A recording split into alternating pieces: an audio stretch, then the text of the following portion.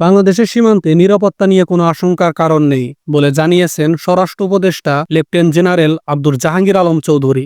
শনিবার ১ মার্চ দুপুরে কক্সবাজারে ইউকিয়া বিজিবি ব্যাটালিয়নের উদ্যান শেষে সাংবাদিকদের এইসব কথা বলেন তিনি।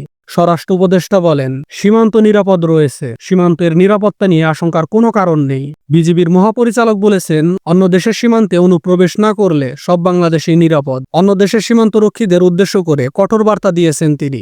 জাহাঙ্গীর আলম বলেন, যদি ভারতে অনুপ্রবেশকারী বাংলাদেশিদের হত্যা করা হয় তাহলে বাংলাদেশের অনুপ্রবেশকারীদের প্রতি কঠোর হতে পারে বিজিবি। বিজিবি সীমান্ত হত্যা শূন্য নামিয়ে আনাকে সর্বোচ্চ গুরুত্বের সঙ্গে বিবেচনা করে বলে মন্তব্য করেছেন স্বরাষ্ট্র উপদেষ্টা।